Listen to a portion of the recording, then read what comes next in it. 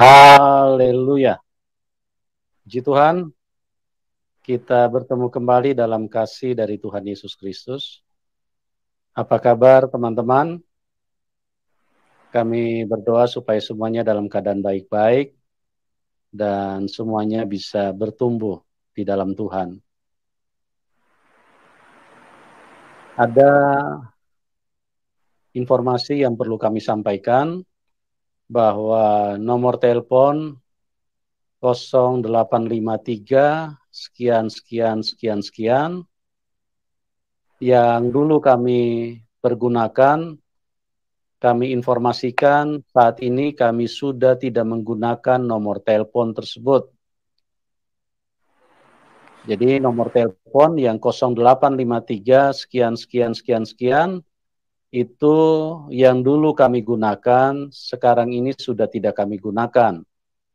Jika Bapak Ibu ada kerinduan untuk bersaksi, atau mungkin ada hal-hal yang ingin ditanyakan atau mungkin yang ingin didoakan, bisa menghubungi nomor telepon yang ada di layar YouTube. Ya, jadi ini informasi dari kami supaya pelayanan ini bisa maksimal, ya. Dan pada kesempatan ini kita kembali akan mengikuti bagaimana perjalanan hidup seseorang yang tadinya dari iman yang berbeda, tidak mengenal Tuhan, artinya tidak percaya kepada Tuhan Yesus, dari iman antikris, artinya tidak percaya kalau Tuhan Yesus itu adalah Tuhan, dan bagaimana beliau bisa berbalik, bagaimana beliau bisa meninggalkan keyakinannya yang lama, dan saat ini menjadi seorang yang percaya kepada Tuhan Yesus.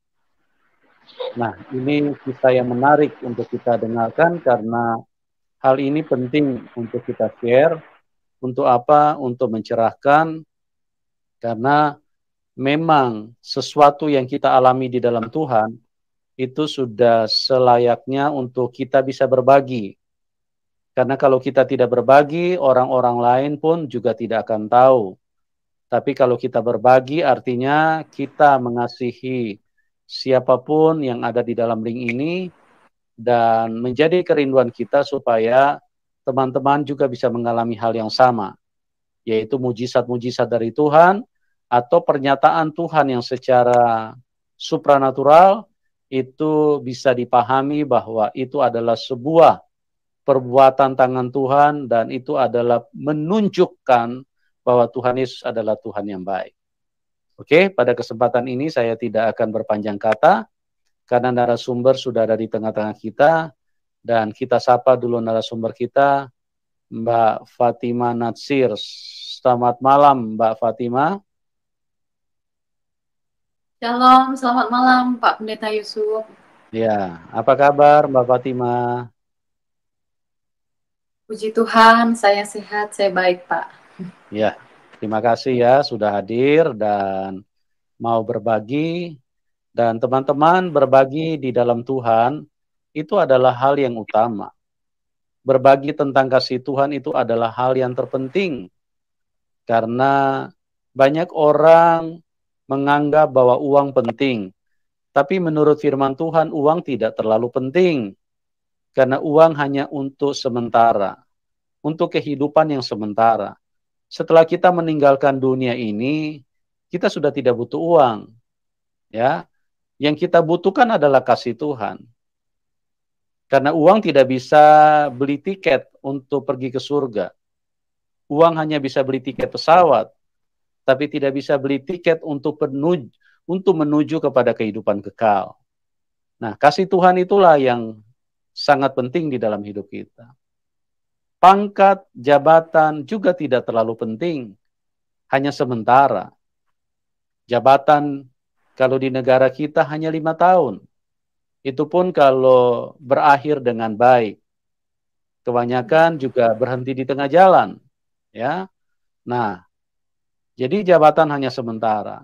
Jadi, tetapi hal-hal yang sementara itu begitu dikejar oleh manusia. Dan manusia menganggap itu segala-galanya. Bahkan sampai mengorbankan orang lain Yang penting dia punya jabatan. Anda keliru. Tapi kasih Tuhan itulah yang sangat utama di dalam hidup kita. Ya. Jadi mari kita dengarkan bagaimana kasih Tuhan telah terjadi kepada narasumber. Pendidikan yang tinggi juga tidak penting. Karena itu sementara. Ya, pendidikan yang tinggi paling bisa juga hanya buat handphone, hanya bisa menciptakan teknologi. Tapi untuk menciptakan jalan ke surga itu hanya Tuhan Yesus, teman. Karena 2000 tahun yang lalu dia naik ke surga. Itu menunjukkan jalan terbuka. Karena selama ini tidak pernah ada manusia yang bisa naik ke surga. Dia bukan hanya keluar dari kuburan. Tidak ada satu manusia pun yang bisa keluar dari kuburan. Manusia terkunci di dalam kuburan dan mati. Karena setan jahat dan setan tidak pernah mengizinkan manusia untuk hidup. Dia membunuh semua manusia. Setan itu sangat jahat. Mulai dari Adam dan Hawa di Taman Eden, dia datang dengan segala macam godaan, dengan segala macam tipuan. Akhirnya manusia pertama, manusia yang kudus itu tersesat. Akhirnya manusia jatuh kepada kematian dan binasa. Dan Tuhan Yesus baik. Tuhan Yesus datang menyelamatkan kita. Oke, teman-teman, kita bersyukur karena Tuhan bekerja dari waktu ke waktu, semakin banyak orang yang dilawat Tuhan. Dan pada malam hari ini kita akan dengarkan dari Fatima Natsir. Oke, waktu dan tempat saya serahkan kepada Mbak Fatima. Tentunya dimulai dari latar belakang dulu ya. Oke, Mbak Fatima, dipersilakan untuk menyampaikan perjalanan iman Anda. Silakan, Mbak. Iya, terima kasih Pak Yusuf. Shalom semua penonton setia, subscriber YouTube channel Bapak Pendeta Yusuf Monobulu. Saya sangat bersyukur bisa diundang untuk menyampaikan kesaksian. Saya ingat sekitar 2 bulan lalu atau 2 bulan lebih yang lalu tim dari Bapak Yusuf Monobulu ada menghubungi saya melalui DM di Instagram untuk minta untuk bisa hadir membawakan kesaksian di YouTube channel ini. Dan puji Tuhan setelah berapa kali coba ya, memang terhalang dengan sinyal, terus juga media alat yang digunakan secara khusus untuk saya di sini karena terbatas ya. Saya hanya pakai handphone sedangkan laptop sedang rusak. Tapi puji Tuhan malam hari ini saya bersyukur bisa menyampaikan kesaksian saya dan semoga Tuhan menolong supaya kesaksian ini bisa disampaikan dengan baik dan Tuhan mengizinkan kita menggunakan jaringan yang baik malam ini. Perkenalkan, nama saya Fatimah Natsir. Sesuai yang sudah disampaikan sama Bapak Pendeta Yusuf tadi, saya saat ini berusia 25 tahun. Sebelum saya bercerita lebih lanjut, saya ingin bercerita terlebih dahulu tentang latar belakang iman saya, kepercayaan saya. Saya terlahir sebagai seorang Muslim, kami keluarga Muslim. Saya 3 bersaudara, saya punya 2 saudara, 1 laki-laki, kemudian adik juga laki-laki. Jadi 3, saya perempuan satu-satunya dan saya anak nomor 2. Begitu. Kemudian papa saya itu Muhammad Natsir, suku Bugis, Makassar, Sulawesi Selatan, Parepare. Kemudian mama saya orang Dayak asli Kalimantan, begitu. Terus mereka menikah, dapat anak, kemudian saya dan adik saya. Kemudian saya dilahirkan, kami semua dilahirkan dengan kepercayaan agama Islam. Terus kami memang belum kenal ini agama Kristen gitu. Kemudian satu ketika saya dari kecil ya, saya memang terbiasa diajar oleh orang tua saya untuk mencintai agama, mencintai Tuhan dengan sungguh-sungguh kesungguhan hati gitu. Orang tua saya, papa saya, itu sangat taat dalam beragama begitu. Beliau orangnya sabar, meskipun orang Bugis terkenal lumayan keras ya, tetapi papa saya itu orang yang sabar begitu. Yang saya lihat gitu sepanjang saya hidup dan juga papa saya hidup begitu, kami selalu bersama-sama di rumah dan menghabiskan banyak waktu. Kemudian dari 3 bersaudara ini hanya saya sendiri yang papa saya sering suruh ikut untuk pesantren kilat, begitu. Itu biasanya di bulan Ramadan ya, selama sebulan, begitu. Saya selalu ikut, rutin sekali ikut kegiatan-kegiatan seperti itu. Kemudian saya juga ikut les mengaji, papa saya suruh ikut les mengaji, kemudian saya belum lulus SD, saya sudah lulus mengaji Iqra 1 sampai Iqra 6 ya, sudah khatam. Kemudian langsung lagi lanjut, saya mengaji Al-Quran gitu. Di dalam Al-Quran itu ada 30 juz begitu. Nah, saya sudah sampai di juz 15 gitu. Jadi memang saya ini karena perempuan satu-satunya, saya lebih dekat, lebih condong ke papa saya gitu. Saya lebih dekat sama papa saya gitu. Nah, jadi papa saya suruh ikut ngaji apa segala saya ikutin gitu nasihat papa saya. Kemudian papa saya juga belikan saya perangkat lengkap alat sholat gitu. Jadi itu buat saya semakin semangat. Terus orang tua saya juga suruh saya berjilbab begitu dari saya SMP ya, saya berjilbab begitu. Kalau SD belum. Kemudian sampai di suatu ketika saya memang sungguh-sungguh mempelajari agama saya. Sampai di suatu ketika saat saya kelas 2 SMP, papa saya meninggal begitu. Saat papa saya meninggal, hati saya sangat hancur, saya sangat sedih, saya sangat terluka. Saya merasa bahwa saya tidak punya papa, saya takut untuk bermimpi besar, saya takut untuk melangkah ke depan karena saya tidak punya seorang pelindung gitu, karena saya lebih dekat ke papa saya gitu. Papa saya meninggal, saya sangat sedih. Kemudian papa saya meninggal karena ini ya, saya lupa kemarin karena jantung atau karena apa ya, karena papa saya perokok berat juga begitu. Kemudian meninggal, terus ada tahlilan di rumah kami. Biasa kalau di agama kepercayaan sebelumnya itu kita wajib mendoakan orang-orang yang sudah meninggal gitu, supaya amal ibadah mereka, semua perbuatan-perbuatan mereka dan doa kita bisa sampai gitu, terus mempermudahkan jalan mereka, dilapangkan untuk menuju surga begitu. Nah, lalu saat orang tua saya meninggal, tahlilan nih, kemudian termasuk guru-guru ngaji saya juga datang, pergi berdoa di rumah kami gitu. Terus saya nangis-nangis tanya ke guru ngaji saya bilang, Ibu, Ustazah, apakah papa saya dia masuk surga gitu. Terus guru ngaji saya ini tidak bisa menjawab ya, dia lumayan lama terdiam, terus dia bilang, insya Allah kalau amal dan ibadahnya orang tuamu cukup, pasti dilapangkan jalannya menuju surga. Terus saya tidak terima dengan jawaban itu. Terus saya tanya lagi ke teman-teman ngaji saya, terus ke orang-orang di masjid, saya bertanya, kira-kira masuk surga nggak ya papa saya gitu. Tapi memang nggak ada jawaban yang pasti diberikan kepada saya, sehingga itu yang membuat saya jadi setengah hati untuk menjalani kepercayaan saya gitu. Saya rajin sholat, saya ikut puasa, terus setiap perbuatan-perbuatan baik juga saya harus lakukan begitu, karena itu akan dicatat gitu sama malaikat, semua perbuatan baik dan buruk kita. Jadi kalau kita berbuat baik banyak, kita akan masuk surga begitu. Tapi karena jawaban-jawaban itu tidak memberikan kepastian bagi saya, itu terus muncul di kepala saya. Jadi saya hentikan mengaji, saya sampai di juz 15 saja. Terus karena orang tua saya meninggal, nah orang tua kami itu bukan orang yang mampu begitu. Setelah papa meninggal, papa saya itu hanya bekerja sebagai servis keliling, servis mesin jahit gitu. Jadi kalau ada mesin jahit orang di kampung-kampung, kami tinggal di Kalimantan gitu. Kalau ada yang rusak, papa saya yang perbaiki gitu. Nah, hanya itu kerjanya, mama saya hanya bertani gitu, berkebun. Karena papa saya meninggal, tidak ada lagi tulang punggung keluarga, mama saya hanya seorang petani. Jadi mama saya menyuruh saya lulus SMP itu untuk menikah. Bayangkan usia saya waktu itu kalau tidak salah 14 tahun ya, kelas 2 SMP.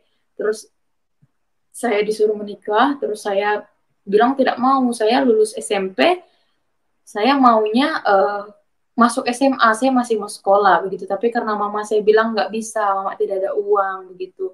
Apalagi saya juga punya kakak pertama, terus saya punya adik lagi gitu. Jadi untuk meringankan beban, biasa ya kalau pikir orang tua zaman dulu gitu. Jadi mama saya mau menikahkan saya gitu. Tapi karena saya tidak mau, akhirnya dan juga karena saya nekat, selesai SMP, lulus SMP, saya pergi ke kota Tanjung Selor. Jadi sekarang Tanjung Selor itu adalah ibu kota Kalimantan Utara. Jadi saya tinggal di Kalimantan Utara waktu itu.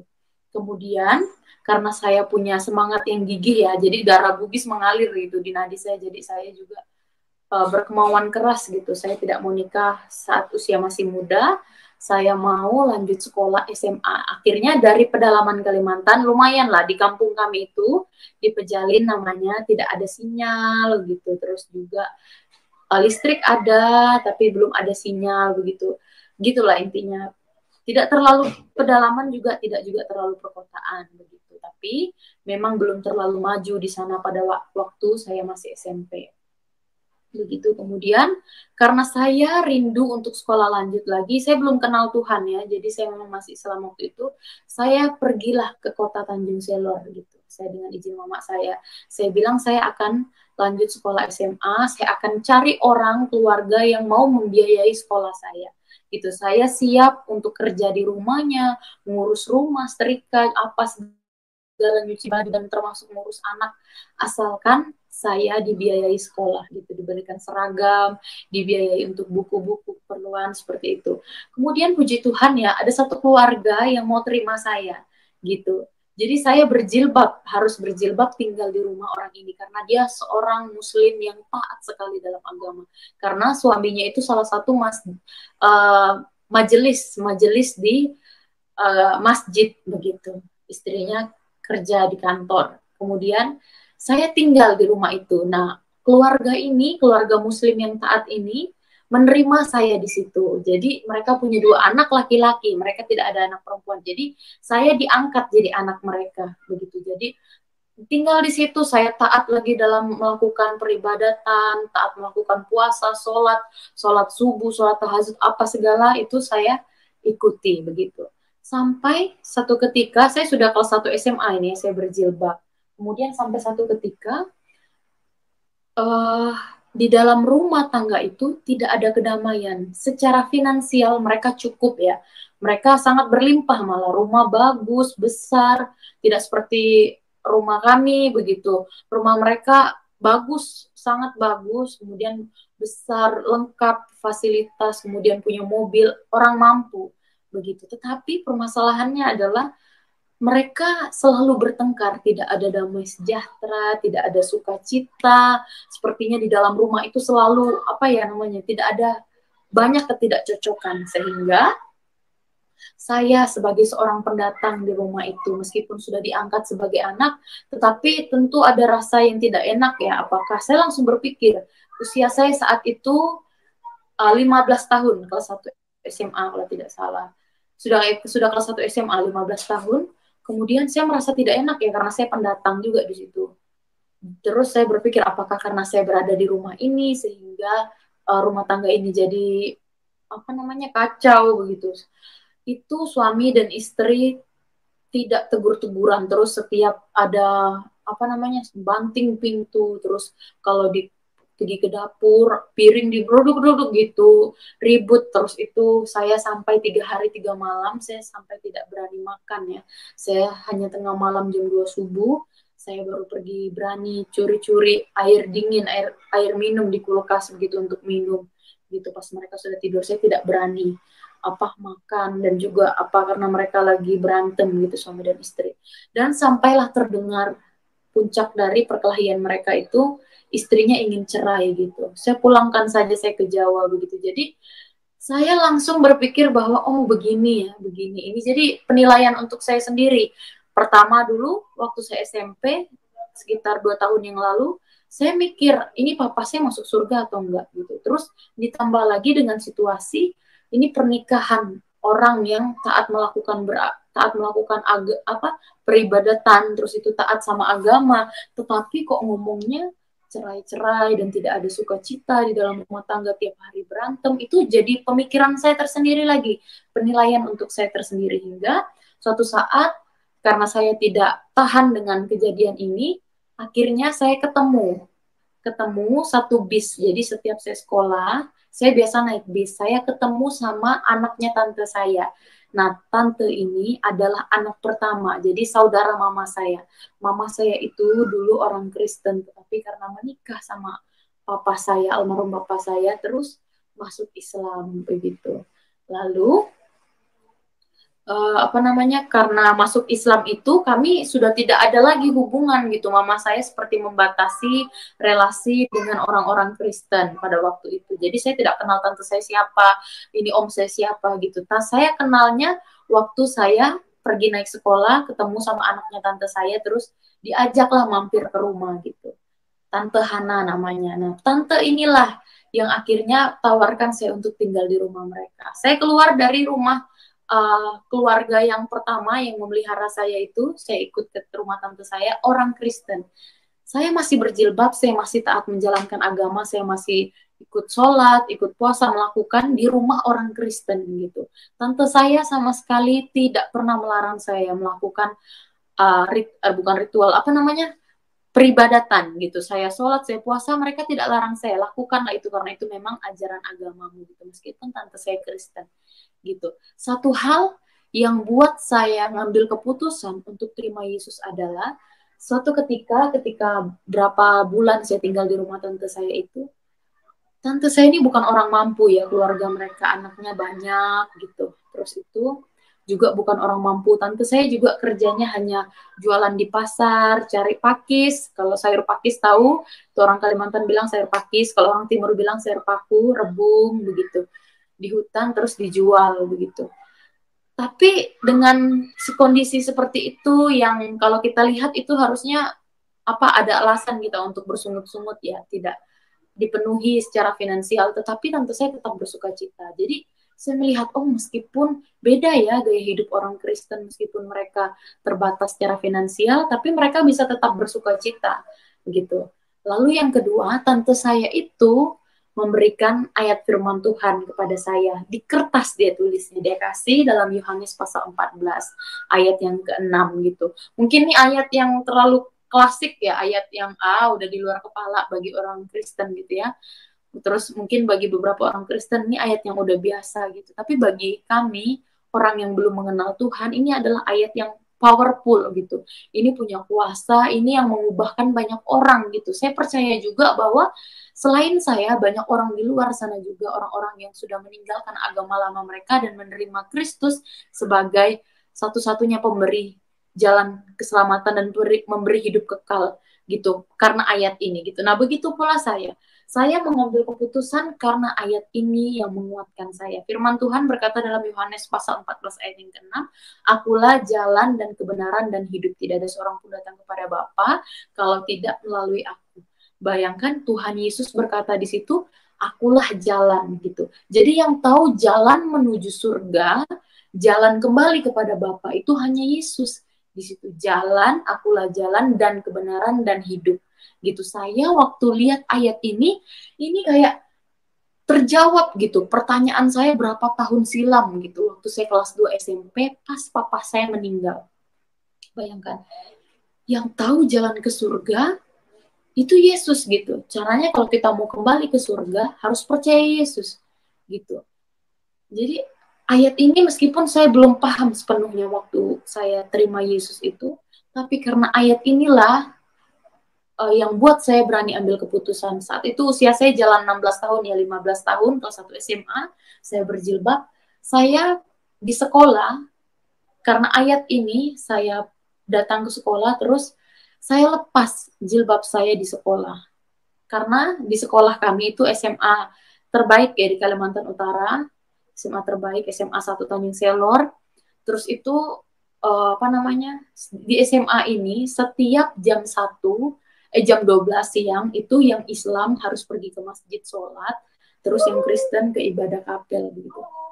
Nah saya biasanya itu ikut sholat gitu ya, sholat setiap jam 12.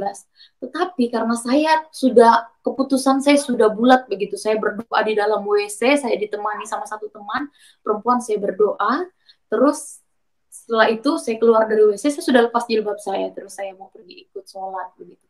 Ternyata saya dilihat sama guru saya, guru agama. Bukan guru agama, dia orang Islam juga. Kemudian dia guru matematika kalau tidak salah, terus dilihat saya, dia marah sekali karena saya buka jilbab saya.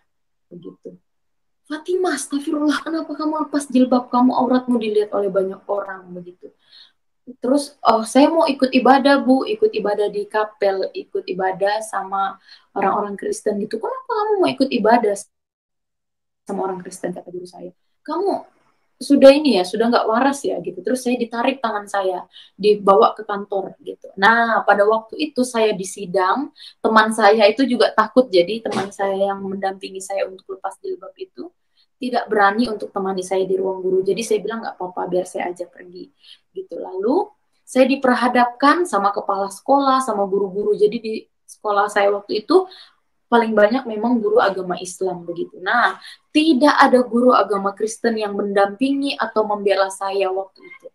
Jadi yang ada hanya guru agama Katolik, tapi saya tidak tahu di mana Bapak guru agama Katolik itu saat saya sedang di sidang begitu. Kalau guru agama Kristen, teman-teman Kristen mereka banyak waktu itu sedang ada acara gitu di hulu kampung namanya Pekan Pemuda. Jadi orang-orang Kristen biasanya pergi ikut ke sana. Jadi dapat izin dari sekolah selama 1 minggu begitu. Nah, pas saya sedang disidang di ruang kepala sekolah, itu saya gugup gemetar, saya sedang diperhadapkan dengan guru-guru ya, guru-guru saya, usia saya masih 15 tahun, saya lumayan takut, lumayan gugup, panik juga di sidang gitu, dengan kondisi saya sudah lepas jilbab saya di tangan saya, terus saya dibilang ibu guru yang membawa saya ke kantor berkata, Pak ini murid kita nih udah mau pindah agama, dia udah lepas jilbabnya mau masuk Kristen gitu. Terus kepala sekolah saya ketawa, terus kepala sekolah saya bilang, kenapa kamu mau percaya sama Tuhannya orang Kristen? Tuhannya orang Kristen itu ada 3. Gitu. Terus tuh Tuhannya orang Kristen itu disalib, Tuhannya orang Kristen itu telanjang, Tuhannya orang Kristen itu manusia, itu bukan Tuhan, kayak gitu. Terus saya sambil menangis ya, karena saya gugup gitu, saya bingung mau ngomong apa, terus saya hanya bilang ke guru-guru yang saat itu sedang di depan mata saya di meja panjang, terus mereka sedang seolah-olah menyidang saya karena keputusan saya, terus saya sambil menangis, saya bilang, tapi Pak, dalam Yohanes pasal 14 ayat yang ke-6 berkata, Yesus bilang, akulah jalan dan kebenaran dan hidup. Tidak ada seorang pun yang datang kepada Bapa kalau tidak melalui aku. Pak, ini yang Yesus katakan, kalau kita mau masuk surga, kalau kita mau dapat hidup yang kekal, hidup yang abadi, hidup yang tidak binasa, kita harus mempercayai Yesus sebagai satu-satunya jalan, kebenaran, dan pemberi hidup bagi kita. Saya bilang kayak gitu ke guru-guru itu. Tapi masalahnya kan saya belum bisa ngomong yang baik ya, kayak gitu. Jadi karena gugup sambil nangis, guru-guru itu cuma ketawain saya gitu. Terus tuh mereka bilang ke saya, kamu sekarang tinggal di mana? Gitu ditanya. Saya tinggal sama tante saya gitu. Oh, tante kamu agamanya apa? Kristen. Kenapa kamu mau tinggal sama orang Kristen? Kamu kan orang Islam gitu. Tahu nggak piringnya orang Kristen itu, gelasnya, sendoknya itu bekas makanan. Ada campur-campur babi, minyak babi, buat babi kecap apa segala gitu. Itu tuh haram untuk kita gitu. Padahal mereka nggak tahu kalau itu enak kan, gitu. Bagus juga sih mereka nggak makan biar nggak punah cepat babinya gitu kan. Ya, terus itu karena perkataan mereka itu saya nggak bisa bantah ya, saya hanya menangis terus karena mereka tahu saya tinggal sama tante saya, mereka tahu juga orang tua saya itu tidak mampu, hanya janda, begitu. Terus saya sekolah itu karena dibiayai orang, tapi karena saya pindah gitu, jadi sudah tidak ada yang membiayai hidup saya gitu. Terus karena mereka tahu kelemahan saya finansial, kepala sekolah saya sodorkan uang 650.000 kepada saya langsung di depan saya supaya saya meninggalkan keputusan saya gitu, supaya saya tetap di Islam, terus saya harus pindah dari tempat tante saya supaya saya tidak terpengaruhi. Mereka berpikir bahwa keputusan saya masuk Kristen itu karena pengaruh tante om saya, padahal tidak sama sekali. Mereka sodorkan uang 650.000 itu, terus mereka bilang kalau kamu mau tetap di Islam, nanti Bapak akan kasih kamu uang bulanan, nanti kamu sekolah bakal naik mobil, ini itu uang kos semua akan ditanggung gitu. Tapi saya percaya ya, meskipun usia masih saat itu 15 tahun, tetapi saya bilang keputusan saya memang tidak bisa diganggu gugat gitu. Uang 650.000 itu saya kembalikan, saya sodor, terus saya bilang ini keputusan saya Bapak, saya sudah bulat dengan keputusan ini. Terus saya tidak terima uang itu, terus saya kembali keluar dari ruangan itu. Terus berjalannya waktu, saya sudah lepas jilbab saya sudah ikut berapa kali persekutuan di kapel sekolah ya, sama teman-teman Kristen, tetapi ada perbedaan. Saya merasa saya dibeda-bedakan dari teman-teman saya karena banyak yang Islam di kelas gitu. Bahkan teman-teman saya menjauhi saya, teman-teman saya yang dulu akrab, teman-teman Muslim saya menjauhi saya, tidak ada yang mau berteman sama saya gitu. Lalu di kelas kalau saya bertanya, saya angkat tangan gitu.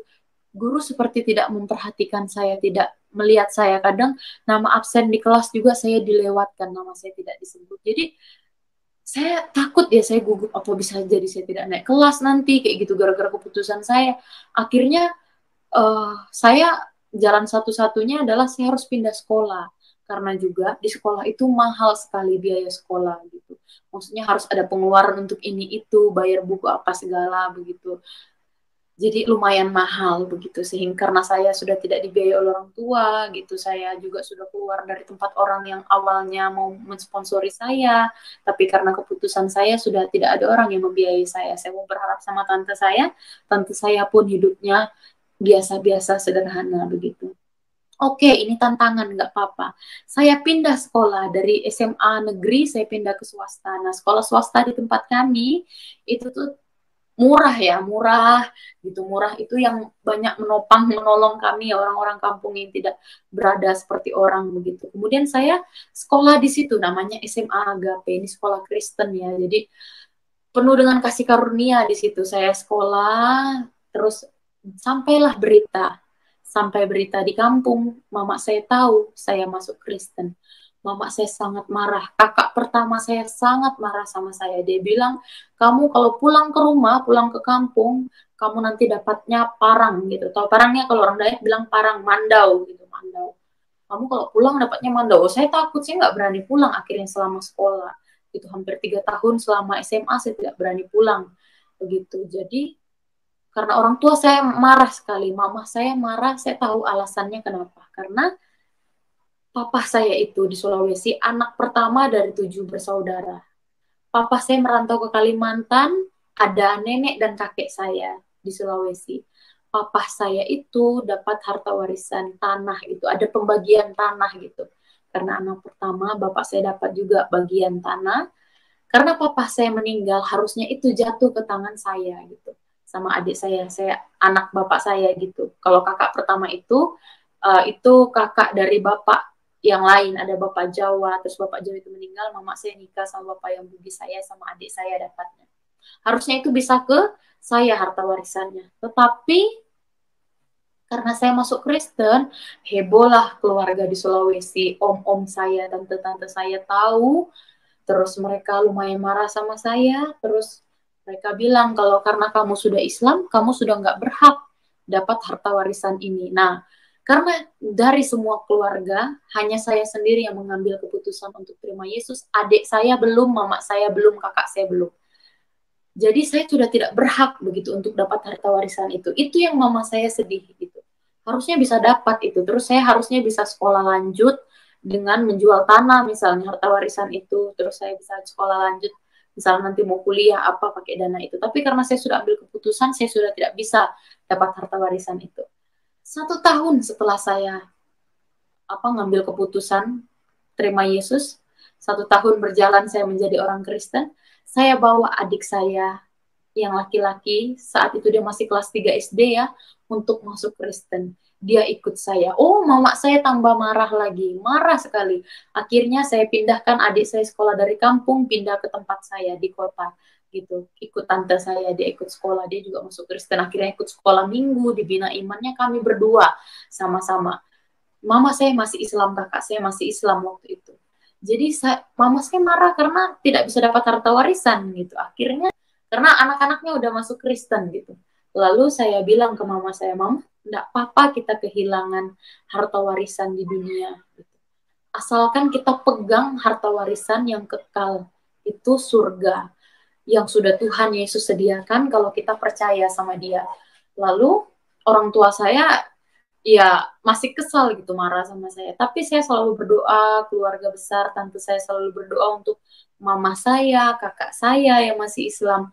Puji Tuhan ya, 2 tahun kemudian mama saya masuk Kristen. 2 tahun kemudian setelah saya masuk Kristen, 2 tahun kemudiannya mama saya terima Yesus, puji Tuhan.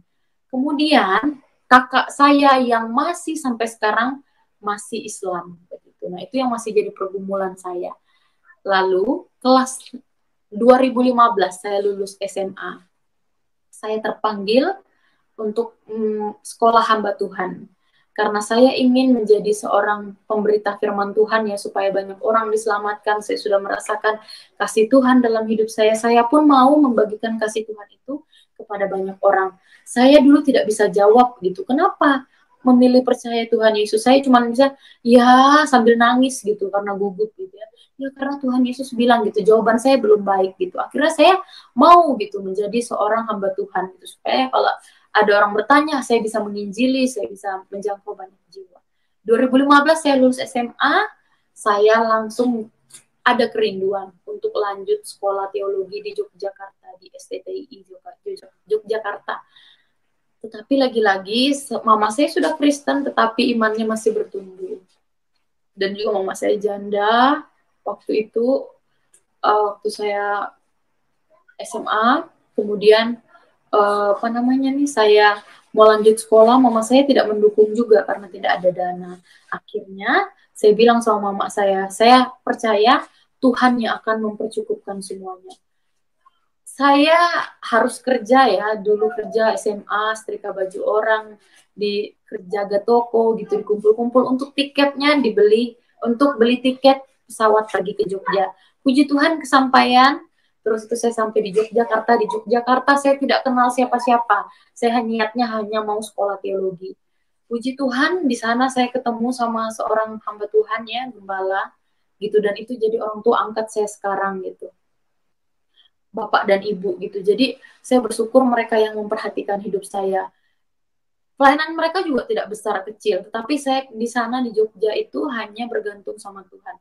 Saya 2015 saya sekolah teologi, S1, kemudian jatuh bangun juga dalam proses pembentukan di asrama gitu. Ternyata tidak seperti yang saya bayangkan begitu. Semua orang-orang yang terpanggil itu masih penuh dalam tahap seleksi, banyak yang keluar gitu, banyak yang terpanggil tapi sedikit yang terpilih gitu firman Tuhan. Jadi ternyata banyak yang tersisih. Teman-teman saya itu dia orang Batak, orang Timur, orang Kalimantan, ada banyak yang tidak bertahan gitu sampai di wisuda gitu.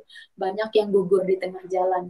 Saya hanya mengandalkan hanya mengandalkan Tuhan saja dalam studi saya waktu itu. Lalu saya juga hanya ya dengan hati yang tulus pergi sekolah.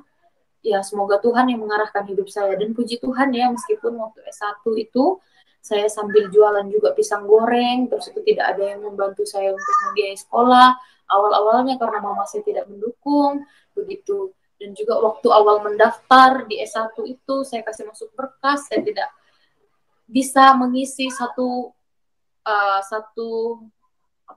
lembar pernyataan. Semua berkas saya sudah bisa kasih masuk ke bagian pendaftaran mahasiswa waktu itu. Tapi ada satu kertas yang saya tidak bisa isi waktu itu. Di situ surat pernyataan sponsor. Saya lihat di situ, saya baca yang bertanda tangan di bawah ini. Pokoknya surat itu intinya adalah orang yang akan mensponsori mahasiswa selama studi. Masalahnya saya datang ke Jogja, saya studi itu tidak ada yang dukung saya, gereja tidak ada yang bantu saya, orang tua saya tidak dukung saya, keluarga juga tidak mampu. Akhirnya saya mau berharap sama siapa, tidak ada lembaga yang mendukung saya. Surat pernyataan itu saya bingung mau isi nama siapa. Akhirnya saya bawa kertas itu, terus saya isi nama, Tuhan Yesus, alamat, surga, nomor HP saya tidak isi, tanda tangan saya juga tidak tanda tangan karena itu harus pakai materai gitu. Saya tidak berani juga tiru-tiru tanda tangan Tuhan Yesus bagaimana gitu kan. Terus saya kasih masuk itu ke bagian pendaftaran. Dan setelah dibaca, saya dipanggil, terus saya ditegur gitu ya sama ibu bagian bidang pendaftaran. Dia bilang, kamu jangan bercanda, ini harus manusia nih yang bertanggung jawab sama studi kamu, supaya kalau ada tunggakan bayaran, kami bisa telepon orang yang bertanggung jawab sama studi kamu. Terus saya bilang, maaf Bu, memang tidak ada orang yang membiayai studi saya, gitu. Tidak ada lembaga yang berjanji untuk mensponsori saya, tidak ada gereja yang berjanji untuk membiayai sekolah saya. Saya datang ke sini hanya karena iman, begitu. Saya bilang kayak gitu. Tapi itu saya nangis sekali, nangis. Saya pergi, saya bawa surat itu karena disuruh isi ulang, harus manusia gitu. Terus saya bawa kertas itu, terus saya nangis di samping perpus ya, saya nangis di samping perpus. Saya bingung, saya mau minta tolong siapa yang isi gitu. Saya datang ke Jogja ini karena percaya Tuhan yang akan sertai saya. Tapi karena memang harus diisi, akhirnya saya pulang gitu. Ketemu sama Bapak Gembala, saya cerita begitu, ini bagaimana ya Pak gitu, enggak apa-apa diisi aja nama saya gitu. Saya bersyukur Bapak Pendeta, orang tua angkat saya itu bantu saya, meskipun mereka juga hidup sederhana begitu. Tapi intinya yang saya mau bilang adalah itu formalitas saja ya, tapi di hati saya tetap percaya bahwa yang akan bertanggung jawab sama studi saya, yang akan bertanggung jawab mengurus semua perkuliahan saya ini, Tuhan yang akan lunaskan semuanya begitu. Kemudian puji Tuhan ya, meskipun sempat berapa kali harus nyicil, ngutang, tapi mukjizat Tuhan itu saya rasakan selama saya studi S1. Setiap kali saya mau bayar pasti aja sudah lunas. Terus di akhir studi, sudah pas mau wisuda, itu biasanya kalau ada yang masih nunggak dipanggil ke bidang keuangan gitu. Saya sudah dilunas duluan gitu, daripada teman-teman saya yang mereka disponsori oleh lembaga, mereka yang disponsori oleh gereja, orang tua yang bertanggung jawab. Malah saya yang awalnya tidak ada yang mensponsori saya hanya tulis di situ Tuhan Yesus, malah saya yang duluan lunas dari mereka semua. Saya merasa itu mukjizat Tuhan ya. Begitu. Akhirnya saya diwisuda tahun 2019. Begitu saya diwisuda bulan 7 kalau tidak salah. Saya diwisuda 2019. Dan puji Tuhannya karena kemurahan Tuhan, karena kebaikan Tuhan, meskipun saya anak yatim piatu, saya tidak punya papa, waktu itu papa saya sudah meninggal, tapi saya punya Bapa di surga gitu, Bapa yang selalu mempercukupkan semua keperluan saya, bahkan saya punya papa angkat juga di Jogja gitu, orang tua rohani saya yang membimbing saya dalam kerohanian saya begitu. Dan puji Tuhan setelah 2019 saya wisuda bulan 7, saya lanjut sebulan setelahnya saya langsung ada dapat tawaran untuk lanjut studi S2, ada orang yang mensponsori saya. Jadi Tuhan luar biasa begitu. Saya tidak pernah berpikir saya bisa selesaikan gitu, bahkan sampai lanjut S2. Jadi saya ambil lagi sekolah magister teologi, langsung cuman jeda sebulan saya langsung lanjut 2019 dan puji Tuhan gitu. Meskipun lewat banyak pencobaan-pencobaan gitu, S2 saya ada orang yang berjanji untuk mensponsori, tapi karena corona 2020 ya, masuk ke Indonesia sekitar bulan 3 baru berdampak di Indonesia, di Jogja, secara khusus di Jawa ya, itu banyak tempat-tempat lockdown, dan juga sponsor banyak yang terhenti di kampus kami, termasuk dengan saya juga. Akhirnya saya harus kerja 2020 waktu S2 saya harus kerja jadi ini di pabrik besi jadi admin gitu. Saya jualan-jualan besi online, ada yang datang saya juga jualan besi langsung gitu ke orang-orang gitu, ke toko-toko besi juga beberapa kali saya sempat juga begitu. Jadi saya jualan besi, saya tidak gengsi untuk melakukan itu asal itu halal gitu, karena firman Tuhan juga berkata dalam Amsal, berkat Tuhan itu ada di atas kepala orang benar, asal hidup kita benar, kita jujur, menghormati Tuhan, ada aja berkatnya gitu. Jadi asal itu halal juga, itu berkenan sama Tuhan, pasti Tuhan berkati. Saya kerja terus sampai saya 2021 ya, 2020 akhir, terus 2021 saya harus fokus ke tesis gitu. Ya, tapi puji Tuhan intinya 2021 bulan 9 saya di wisuda S2 saya. Puji Tuhan saya selesai, itu karena kemurahan Tuhan, karena kebaikan Tuhan. Saya tidak pernah berpikir saya bisa itu bonus ya, bonus yang Tuhan kasih, ini mukjizat bagi saya.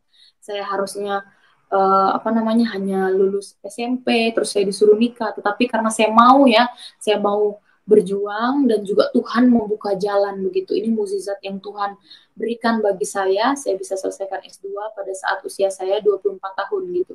Jadi baru berapa bulan yang lalu, tahun lalu ya saya selesaikan. Lalu saya terpanggil untuk melayani di ujung timur dari Indonesia gitu. 2021 saya pulang ke Kalimantan bulan 10 kalau nggak salah. Terus saya ketemu sama orang tua, saya 6 tahun selama studi Dari S1 sampai S2 saya tidak pernah pulang. Terus saya ketemu sama mama saya.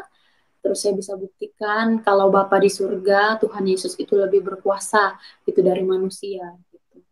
Puji Tuhan. Terus saya ada panggilan minta izin, minta restu gitu. Sebenarnya saya ada tawaran juga untuk melakukan pelayanan misi waktu saya baru menyelesaikan S2 saya. Begitu tawaran misi untuk melakukan misi di Hong Kong waktu itu.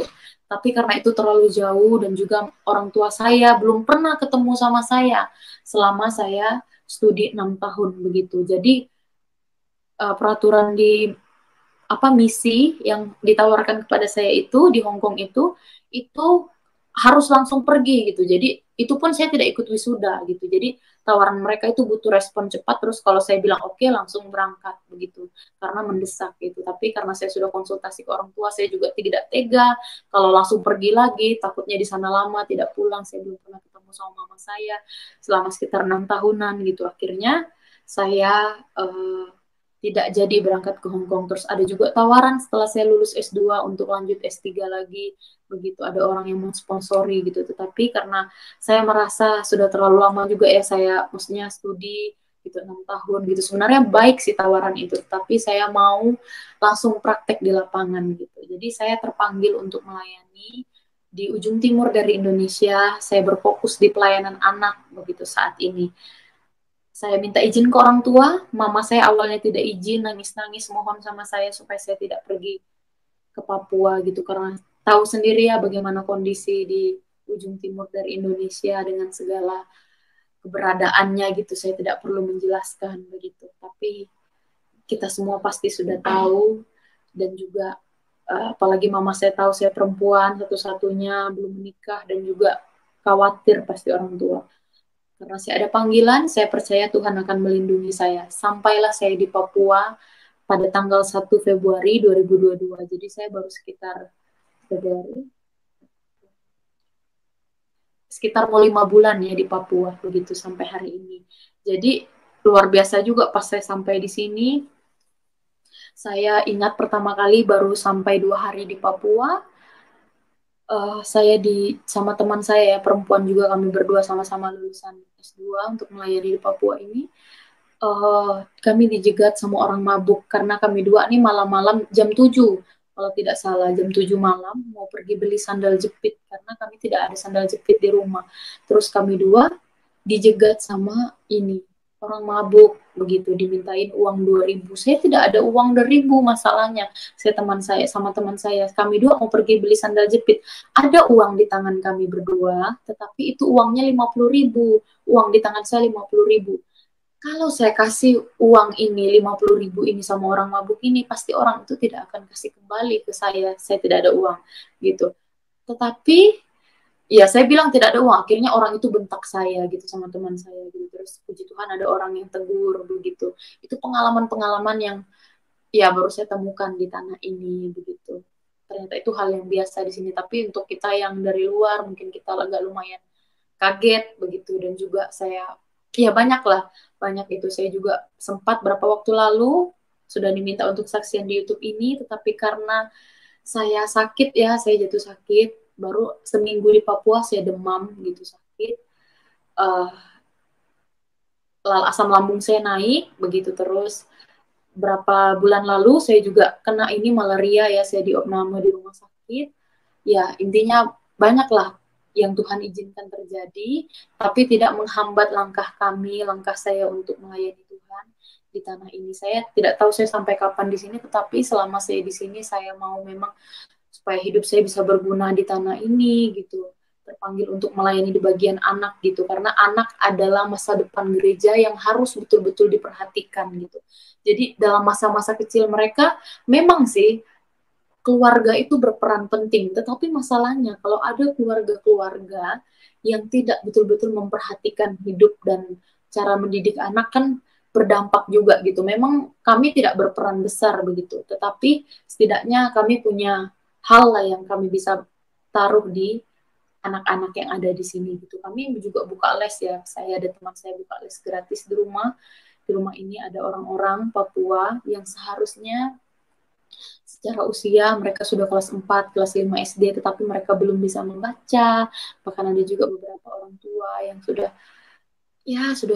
sudah tua tapi belum bisa membaca, belum kenal huruf. Mungkin ya kita, ya itulah tanggung jawab kita sesama tubuh Kristus yang harus menolong dan memperlengkapi mereka. Begitu. Kemudian saya di sini dan teman-teman juga fokus membuka PAUD gitu. Jadi tolong doakan. Gaji kami tidak besar di sini ya. Banyak orang berpikir dan menghubungi saya, katakan sayang sekali kamu sudah studi S2 terus pergi ke sana hanya untuk ngajar PAUD, buka PAUD gitu. Harusnya kamu bisa ngajar di kampus gitu. Memang betul ada tawaran untuk mengajar di kampus untuk saya. Tetapi permasalahannya nggak tahu, saya lebih terpanggil untuk ke bagian anak gitu. Saya merasa anak yang harus dididik dan ditanami. Kita berlomba-lomba ini kan, gereja berpacu dengan waktu ya, sebelum kita kalah sama dengan dunia. Kalau gereja, orang percaya tidak bentuk anak-anak gitu, tidak mendidik mereka, tidak memuridkan mereka. Kalau gereja tidak memuridkan anak-anak, sekolah minggu, pemuda, nanti dunia yang akan membentuk mereka, dunia yang akan memuridkan mereka gitu. Jadi kita berlomba-lomba gitu siapa yang cepat. Dan ya harusnya gereja tidak tinggal diam ya, karena gereja bukan terpanggil untuk membangun gedung yang besar, yang tinggi menjulang, tetapi gereja terpanggil untuk memperhatikan jiwa-jiwa yang ada di sekitarnya. Gitu. Jadi tolong doakan, karena di sini kami sedang membuka PAUD. Saya juga bersyukur karena ada banyak orang juga yang mendukung ya PAUD. Kemarin waktu kesaksian saya pertama itu ada banyak orang yang mendukung pelayanan saya di tempat ini. Saya berterima kasih, dan itu saya sudah kelola juga untuk membeli beberapa meja, kursi, terus PAUD, terus itu alat-alat, buku-buku, rak meja, begitu pokoknya. Itu saya sudah kelola untuk itu. Saya berterima kasih kepada Tuhan. Jadi tolong doakan untuk pelayanan saya di sini. Saya memang berfokus kepada pelayanan anak dan remaja di tanah Papua. Itu saja kesaksian dari saya. Terima kasih Pak Yusuf. Saya kembalikan kepada Bapak.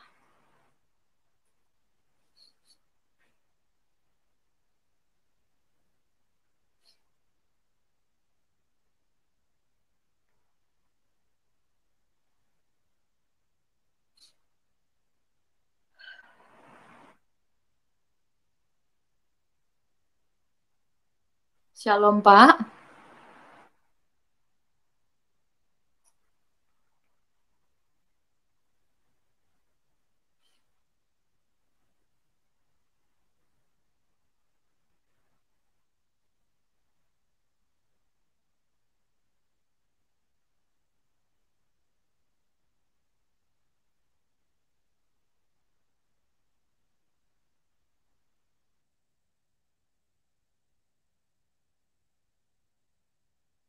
Oh, tapi tadi saya kedengaran nggak ya selama kesaksiannya? Oh iya, oke, baik. Oh iya, baik.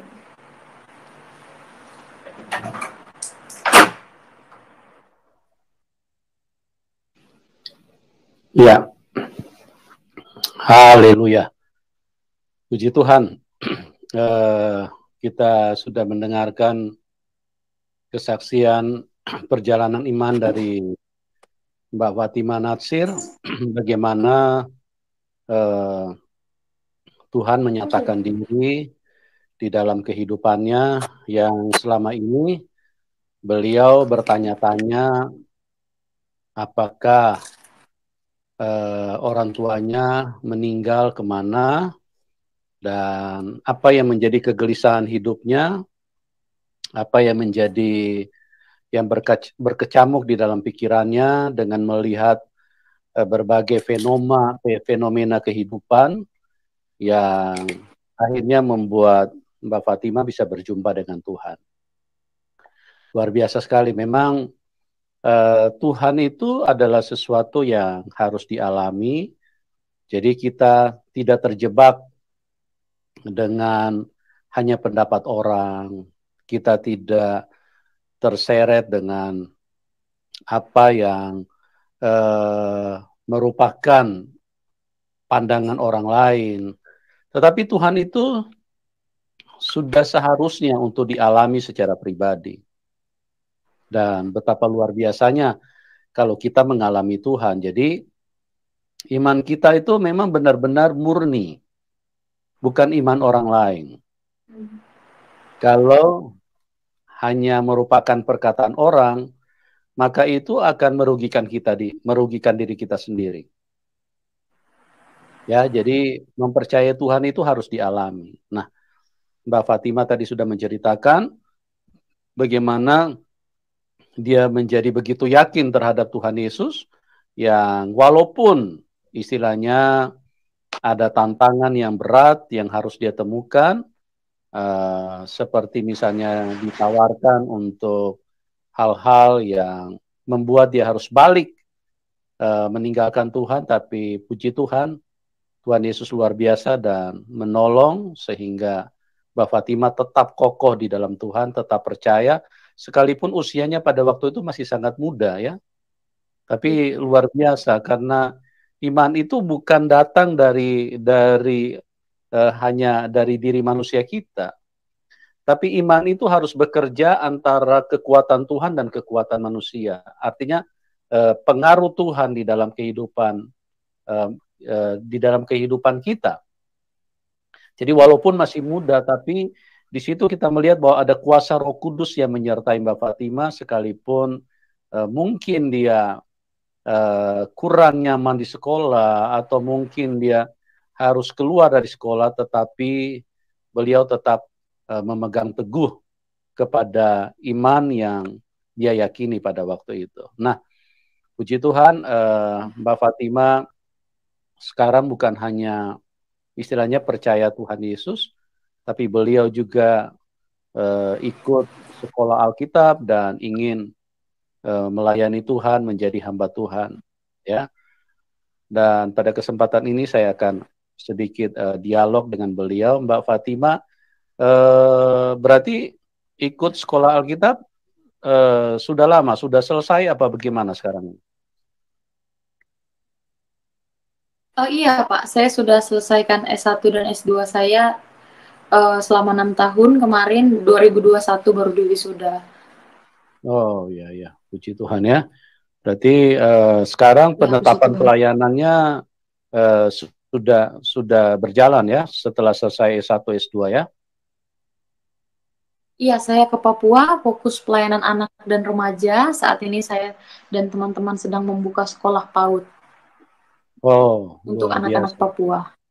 Iya, iya, iya, luar Iya. biasa. Nah, Karena kita rindu supaya ya, anak Papua ini bisa menjadi tuan di atas tanah mereka sendiri. Karena banyak pendatang ya Pak ya, iya, orang-orang iya. dengan motivasi yang lain, dan mereka orang-orang yang tidak kenal Tuhan, mereka mau menguasai tanah ini, itu sangat sayang sekali gitu. Jadi anak-anak Papua harus bisa, sumber daya manusianya harus tidak kalah gitu dengan para pendatang. Itu sih kerinduan kita.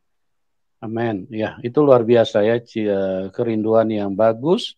Artinya memang kita ditaruh di dalam hati kita sesuatu yang baik, sesuatu yang mendatangkan kebaikan, ya, terutama untuk keselamatan hidup kita. Karena banyak orang tidak mengarah kepada keselamatan hidup. Jadi nilai-nilai kebaikan yang dipahami oleh manusia, kebanyakan hanya nilai-nilai kebaikan yang sementara, ya, sesuatu yang sementara. Tetapi nilai kebaikan yang kekal itulah yang penting. Itulah yang bicara kasih Tuhan.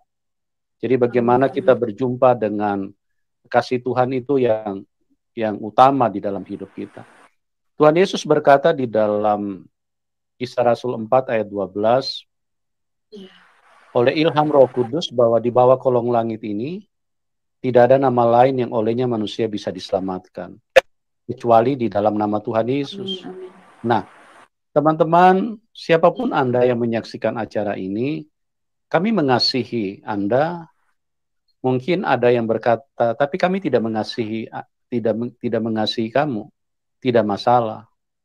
Karena yang penting di dalam hidup ini bukan kebencianmu, bukan kebencian kalian terhadap kami, tapi yang penting adalah kasih Tuhan yang mengalir di dalam hidup kami, itu harus kami bagikan kepada siapapun. Ya.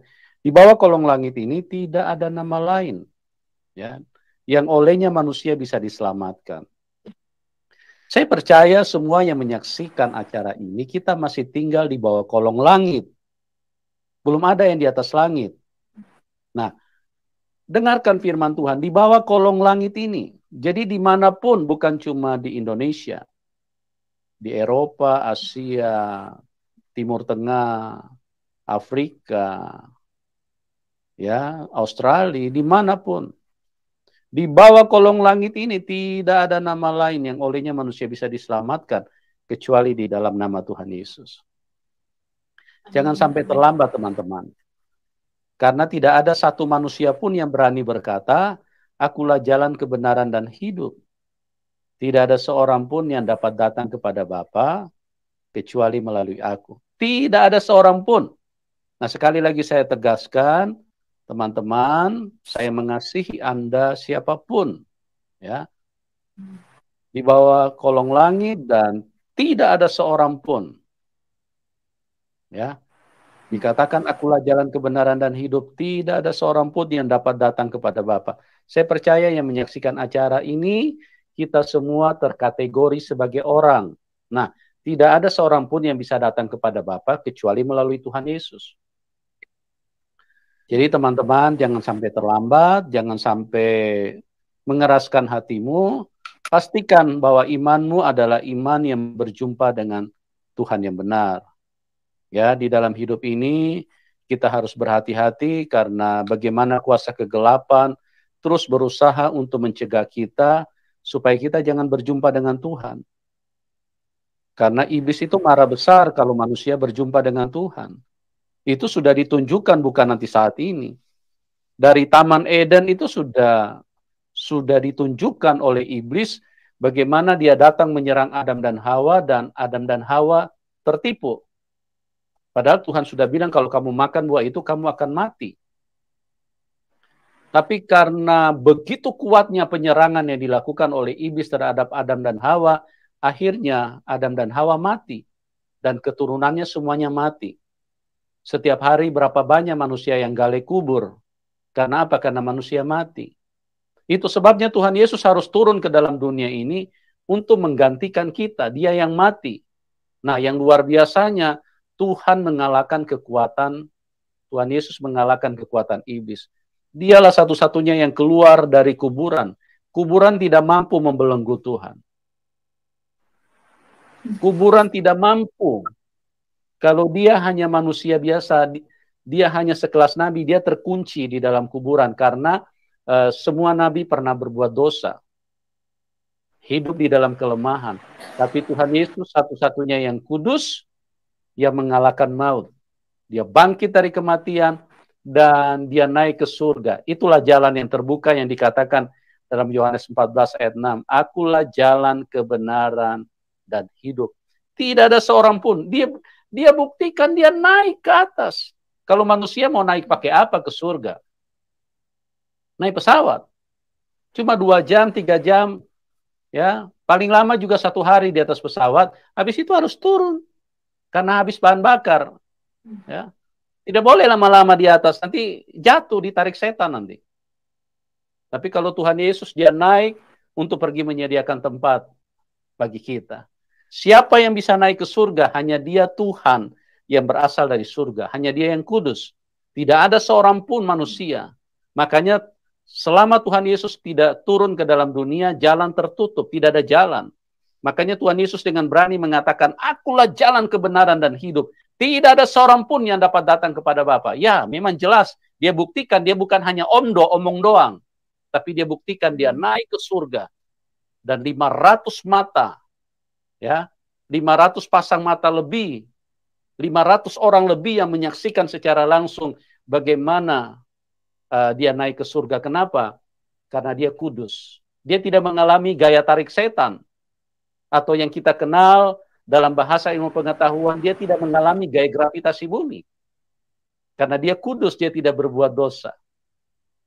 Ya, kalau manusia coba mau naik, mau pakai apa? Kalau tidak pakai alat bantu, ditarik sama setan, jatuh, mati. Ya, luar biasa sekali. Terima kasih Mbak Fatima atas kesaksiannya. Nah, satu lagi pertanyaan saya kepada Mbak Fatima. Dalam perjalanan ikut Tuhan kan ada banyak tantangan ya Mbak. Bahkan semakin hari mungkin bisa makin menjadi berat. Bukan mungkin, pasti akan menjadi semakin berat kalau kita sungguh-sungguh di dalam Tuhan. Bahkan kita lihat bagaimana kehidupan para rasul, mereka semuanya dibunuh karena percaya kepada Tuhan Yesus. Nah, izinkan saya bertanya satu hal, kira-kira komitmen apa yang Mbak Fatima bisa berikan kepada Tuhan jika terjadi hal-hal yang memberatkan hidup ini, misalnya kita harus dianiaya, atau mungkin kita harus berkorban nyawa. Kira-kira apa komitmen Mbak Fatima? Apakah masih setia kepada Tuhan atau goodbye Tuhan Yesus? Saya tidak sanggup, saya mau balik, atau saya mau ikut yang lain, atau bagaimana? Silakan Mbak Fatima.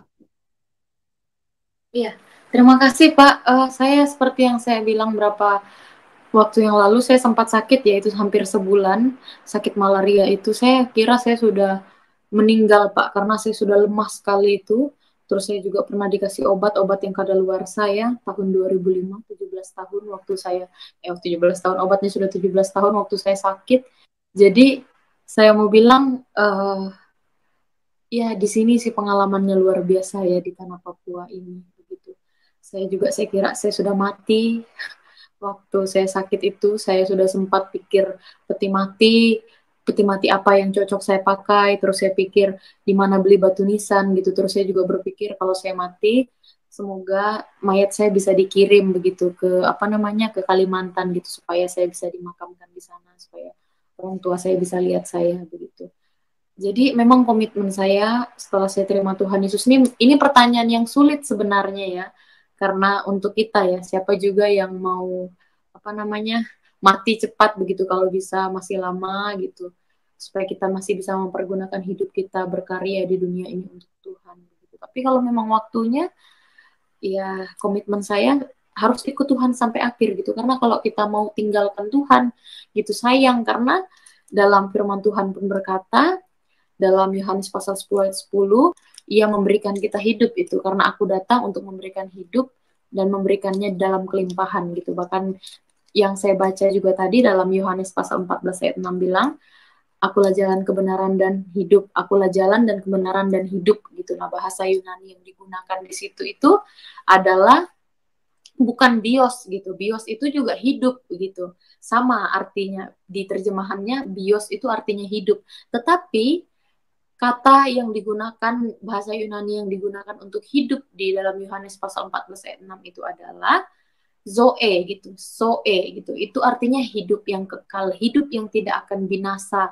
hidup yang abadi. Jadi Yesus bilang dia adalah jalan dan kebenaran dan pemberi hidup kekal. Jadi kalau kita mau tinggalkan Yesus gitu, itu kita malah kehilangan segala-galanya. Tapi kalau kita ikut Yesus sampai akhir, saya ikut Yesus sampai akhir, maka saya akan dapat hidup kekal. Jadi memang komitmen saya akan ikut Tuhan sampai akhir ya Pak ya, karena ya saya percaya bahwa Tuhan sudah tebus dosa-dosa saya karena kematian Kristus, pengampunan dari Kristus, saya bisa menerima pengampunan dari Bapa di surga. Haleluya. Ya, luar biasa teman-teman. Itulah komitmen daripada Mbak Fatima Natsir bahwa dia menyerahkan hidupnya sampai langkah yang terakhir, sampai pulang ke surga. Ya, jadi memang Tuhan bukan hanya menjadikan kita sebagai makhluk hidup. Kita ada di dunia ini, kita menjadi makhluk hidup. Tapi Tuhan ingin memberi kita kehidupan kekal. Ya, kehidupan kekal itu hanya bisa kita temukan nanti kalau kita kembali kepada Tuhan. Tapi kalau kita tidak bersama dengan Tuhan, kita tidak percaya Tuhan Yesus, kita tidak terima Tuhan Yesus, maka kita akan mati diterkam setan dan kita akan binasa. Makanya Tuhan Yesus bilang, pencuri datang hanya untuk mencuri, membunuh dan membinasakan. Tapi aku datang supaya kamu mempunyai hidup dan mempunyai di dalam segala kelimpahan. Hanya Tuhan yang baik. Jangan sampai salah jalan, teman-teman. Mari pastikan hidupmu bahwa engkau berjumpa dengan Tuhan yang baik, karena hanya dialah yang memikirkan keselamatanmu. Hanya dialah juru selamat yang memikirkan hidupmu. Orang tua kita belum tentu mau mati buat kita. Jangankan mau mati, kerja lebih sedikit buat kita anak-anaknya belum tentu, ya. Tapi kalau Tuhan Yesus sampai nyawanya pun dia berikan supaya kita tidak perlu mati. Dialah yang menggantikan, dialah yang berhadapan dengan setan di alam maut sana, supaya kita oleh kemenangan Tuhan Yesus, kita tidak perlu lagi pergi ke sana karena kita ditebus oleh Tuhan Yesus. Jadi luar biasa ya. Jadi pastikan hidupmu bahwa engkau berjumpa dengan Tuhan, jangan keraskan hatimu. Terima kasih buat Mbak Fatima yang sudah menyampaikan kesaksian, yang sudah memberkati kita semua, yang sudah menguatkan kita dan juga mencerahkan bagi sebagian orang yang belum kenal siapa Tuhan Yesus. Ya, dan teman-teman, jika Anda diberkati, boleh dukung Mbak Fatima ya. Nomor rekeningnya nanti kami taruh di layar deskripsi. Oke, dan sekali lagi terima kasih buat semuanya. Tuhan Yesus memberkati kita semua dan kita akan berjumpa di program selanjutnya dan salam kemenangan buat kita semua. Amin.